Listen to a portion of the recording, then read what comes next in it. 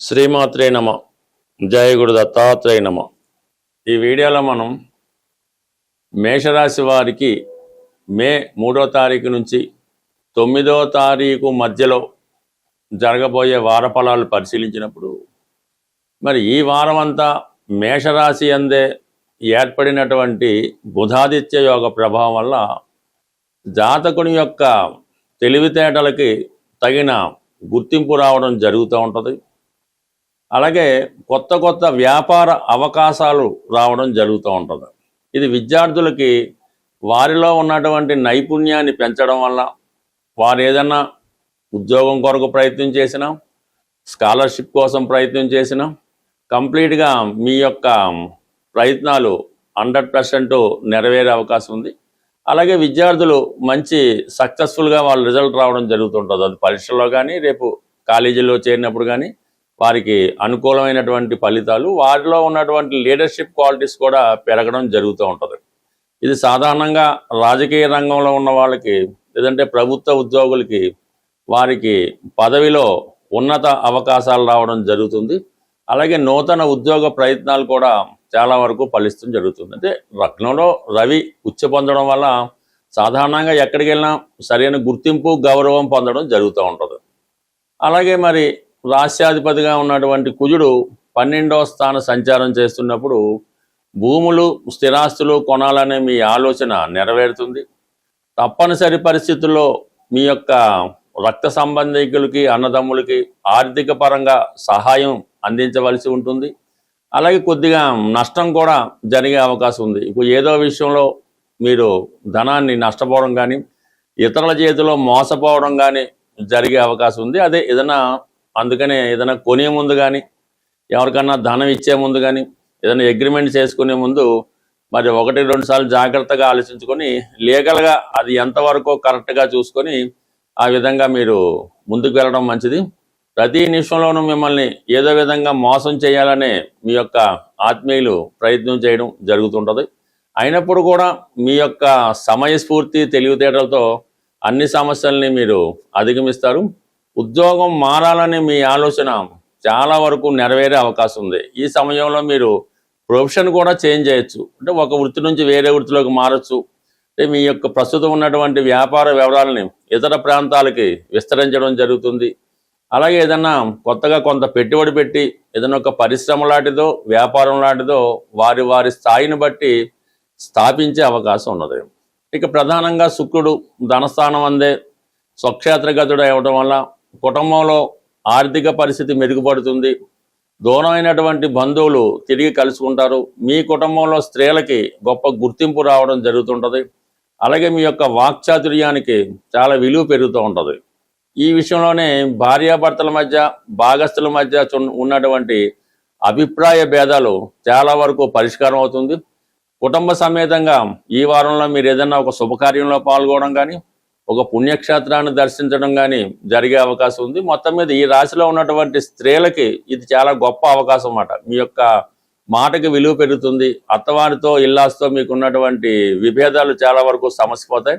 వ్యక్తిగతంగా స్త్రీల యొక్క ఆదాయం పెరిగే అవకాశం ఉంది. ఏదో ఒక బహుమతి ఈ సమయంలో మీకు గిఫ్ట్ లాంటిది వచ్చే సూచనలు కనబడుతున్నాయి. ఇక ప్రధానంగా గురువు కూడా 3వ స్థానంలో ఉండడం వల్ల అటు ఉపాధ్యాయ వృత్తిలో ఉన్న వాళ్ళకి కానీ, అలాగే న్యాయవాది వృత్తిలో ఉన్నవారికి కానీ కొత్త అవకాశాలు రావడం జరుగుతుంది. మీరు 10 మందికి మంచి మార్గం చూపించడం వల్ల వారు మంచి మార్గంలో నడిచే అవకాశం ఉంది. ప్రధానంగా విద్యార్థులు ఎవరైతే దూర ప్రాంతంలో కానీ, విదేశంలో కానీ ఉన్నత విద్యకు ప్రయత్నం చేస్తున్నారో వారి యొక్క ప్రయత్నాలు చాలా వరకు నెరవేరే అవకాశం ఉంది. అంటే బికాజ్ ఇక్కడ గురువు తన స్వక్షేత్రమైనటువంటి పునర్వసు నక్షత్రం మీద సంచరిస్తున్నప్పుడు గురువు ఈ రాశి వారికి 9, 12 స్థానాలని యాక్టివేట్ చేయడం జరుగుతుంటుంది. మరి ఈ కారణం వల్ల మీరు కంప్లీట్గా ఉన్నత విద్య కొరకు విదేశం వెళ్ళే అవకాశం ఉంది. లేదంటే దూర ప్రాంతంలో ఉన్నటువంటి పుణ్యక్షేత్రాలు దర్శించే అవకాశం కూడా ఈ సమయంలో మీకు రావడం జరుగుతుంది. అలాగే మరి లాభస్థానంలో రాహుగ్రహ సంచారం, విదేశంలో ఉన్నటువంటి మిత్రులు మీకు చాలా వరకు సహకరిస్తారు. అయితే పంచమ స్థానంలో కేతు ప్రభావంలో స్పెక్యులేషను, జోదం, పేకాట మొదలగు వాటికి ఎంత దూరంగా ఉంటేనే అంత మంచిది. అయితే వారం చివరిలో 2 రోజులు మాత్రం వృధా ప్రయాణాలు ఎక్కువగా చేయవలసి ఉంటుంది. దాని తర్వాత ఇంచుమించుగా మీకు బుధవారం నుంచి మంచి ఫోకస్గా ఉంటుంది. కాబట్టి ముఖ్యమైన పనులు కానీ, ప్రయాణాలు కానీ ఆదివారం సోమవారం వాయిదా వేసుకుంటే మంచిది.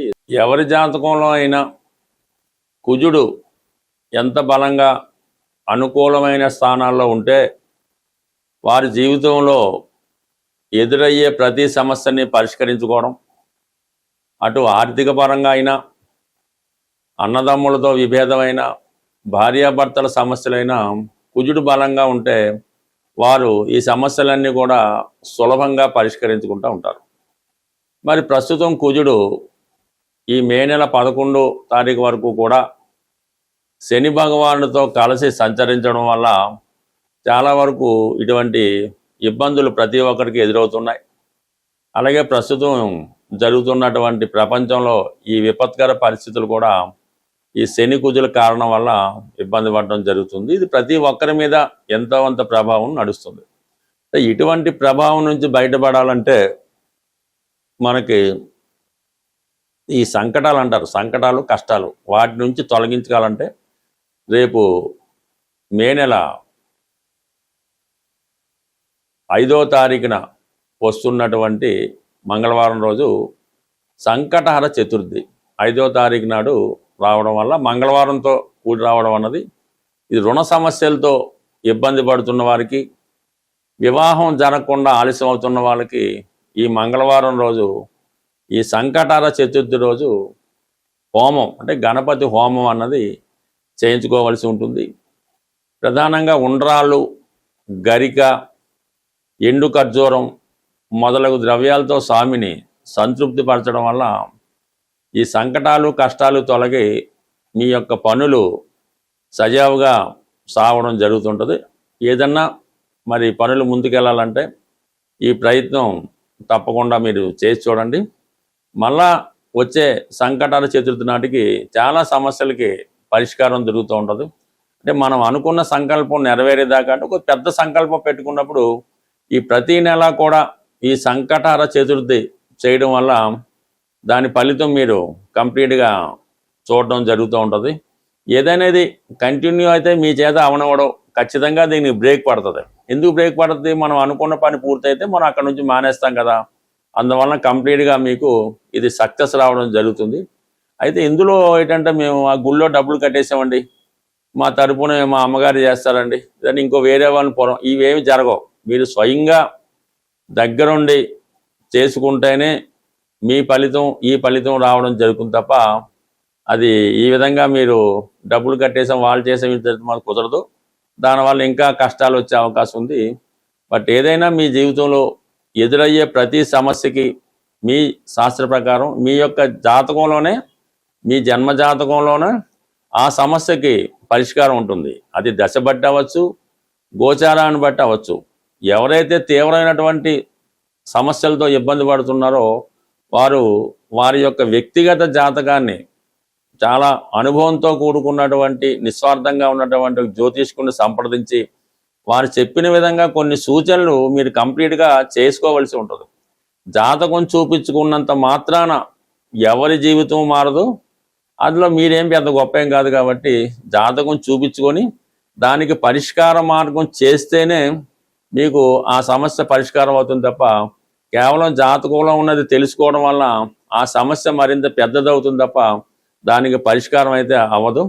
కంప్లీట్గా సమస్యలతో ఉన్నవాళ్ళు అంటే జీవితంలో ప్రస్తుతం ఎంతో జీవన విధానం పెరగడం వల్ల మరి ఖర్చులు కూడా అలాగే పెరుగుతున్నాయి. కాబట్టి కొద్దిపాటి వ్యయంతో మీ జాతకాన్ని మీరు సరి చేసుకోవచ్చు.